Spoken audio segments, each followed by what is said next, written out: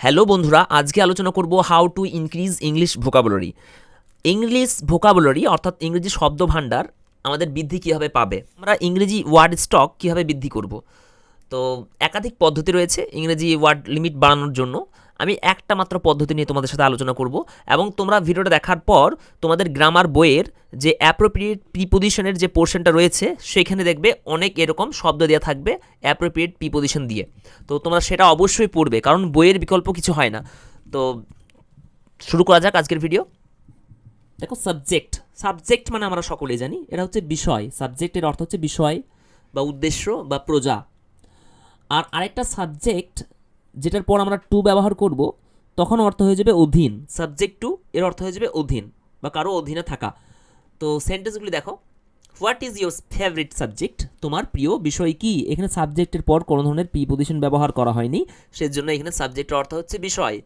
আর এই সেন্টেন্সটা দেখো, we are subject to death, এখানে কিন্তু সাবজেক্ট মানে বিষয় নয়, সাবজেক্টের পর প্রিপোজিশন টু ব্যবহার করা হয়েছে, সেই জন্য এখানে সাবজেক্ট টু এর অর্থ হচ্ছে অধীন, আমরা মৃত্যুর অধীন।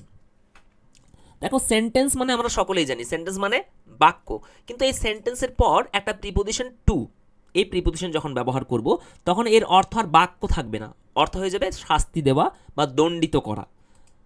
Give an example of an imperative sentence, imperative সেন্টেন্সের একটা উদাহরণ দাও। এখানে সেন্টেন্স দেখো, সেন্টেন্সের পর কোনো ধরনের প্রিপোজিশন ব্যবহার করা হয়নি, কিন্তু সেন্টেন্সের পর প্রিপোজিশন টু ব্যবহার করা হয়েছে দ্বিতীয় সেন্টেন্সটাতে। The criminal was sentenced to death, আসামিটাকে মৃত্যুদণ্ডে দণ্ডিত করা হয়েছিল। তাহলে এখানে সেন্টেন্স টু মানে হচ্ছে কন্ডেম টু, শাস্তি দেওয়া। শর্ট মানে জানি, শর্ট মানে হচ্ছে ছোট বা সংক্ষিপ্ত। আর আরেকটা শর্ট হচ্ছে শর্ট অফ।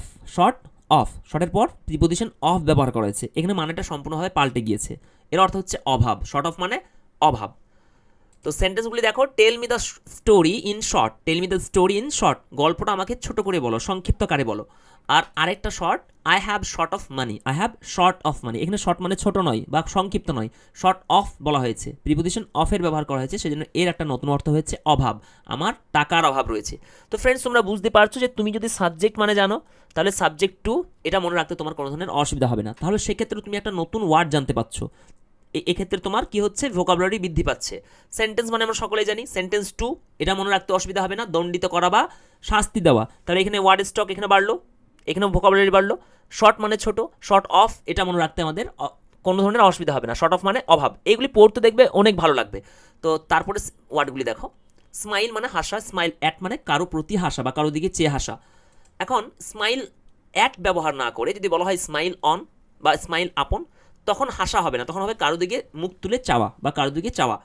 সেন্টেন্সগুলি দেখো, the girl smiles at me, মেয়েটি আমার দিকে তাকিয়ে হাসে, এখানে স্মাইল অ্যাট সেজন্য অর্থ হচ্ছে হাসা। আর she smiled on the boy, সে ছেলেটির দিকে তাকিয়েছিল, মুখ তুলে তাকিয়েছিল, এখানে স্মাইলড অন মানে কিন্তু হাসা নয়, মুখ তুলে চাওয়া। বেন্ড এটা হচ্ছে বিইএনডি, বেন্ড এর পাস্ট ফর্ম বাঁকানো বা নমানো। আর আরেকটা হচ্ছে বেন্টের পর প্রিপোজিশন অন, এর অর্থটা কিন্তু সম্পূর্ণ পাল্টে গিয়েছে। দেখো, বেন্ট অন মানে আগ্রহী বা ইন্টারেস্টেড বা willing. He bent his head, সে তার মাথা নুয়েছিল। কিন্তু এখানে দেখো, the students are bent on, ছাত্ররা কি বেন্ট অন, তারা আগ্রহী, তারা উইলিং, তারা ইন্টারেস্টেড লার্নিং ইংলিশ, ইংলিশ শেখায় তারা খুবই উৎসাহী বা আগ্রহী। তো বেন্ট অন মানে এখানে আগ্রহী। তো তুমি যদি বেন্ট মানে জানো তাহলে বেন্ট অন এটা মনে রাখতে তোমার কোনো ধরনের অসুবিধা হবে না। গুড মানে সকলে জানি গুড মানে ভালো, আর একটা গুডস রয়েছে জিনিসপত্র বা মালপত্র। এখন গুডের পর একটা প্রিপোজিশন অ্যাট যদি ব্যবহার করা হয় তখন হয়ে যায় দক্ষ বা পারদর্শী। He is good at mathematics, সে অঙ্কে খুবই পারদর্শী বা দক্ষ। ওয়েট অপেক্ষা করা, সকলে জানা আমাদের এটা। এখন ওয়েটের পর একটা প্রিপোজিশন আপন, ওয়েট আপন মানে অপেক্ষা করা, এই মানেটা পাল্টে গিয়ে সম্পূর্ণ একটা নতুন মানে চলে এলো, সেটা হচ্ছে সেবা করা। তাহলে যারা যারা ওয়েট মানে জানো, ওয়েট আপন এটা মনে রাখতে অসুবিধা হবে না, এখানে তাদের ওয়ার্ড স্টকটা এখানে বেড়ে যাচ্ছে। তো ওয়েট আপন মানে হচ্ছে সেবা করা। ওয়েট আপন, আই ওয়েটেড আপন মাই গেস্টস, আমি আমার অতিথিদের সেবা করেছিলাম বা খাতির বা যত্ন করেছিলাম। দেখো, লিভ মানে বাস করা, সি লিভস ইন কলকাতা, সে কলকাতায় বাস করে।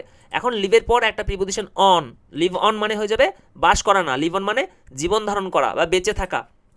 কাউজ লিভ অন গ্রাস, গরুরা ঘাস খেয়ে বেঁচে থাকে।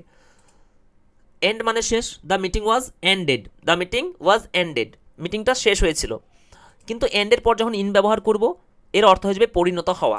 সেন্টেন্সটা দেখো, হি এন্ডস ইন আ টিচার অথবা হি এন্ডেড অথবা হি এন্ডস আপ আ টিচার।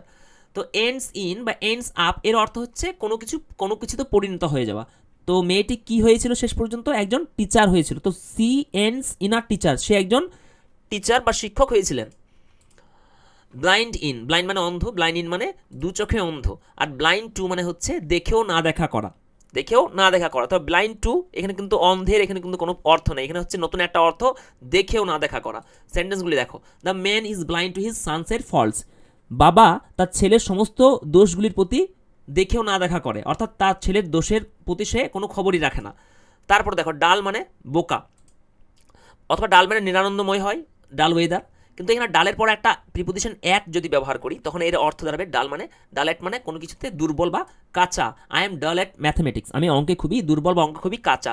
তো ফ্রেন্ডস, আশা করি বুঝতে পেরেছো যে নির্দিষ্ট কতগুলি শব্দের পর কতগুলি নির্দিষ্ট আমরা যদি প্রিপোজিশন ব্যবহার করি তখন তাদের আলাদা আলাদা অর্থ তৈরি হয়। আর তোমরা তোমাদের এই যে আমি তোমাদের টেকনিকটা বলে দিলাম, সেই টেকনিকটা তোমরা যদি ফলো করো তাহলে দেখবে তোমাদের ওয়ার্ড স্টক দেখবে অনেকটা বেড়ে গিয়েছে।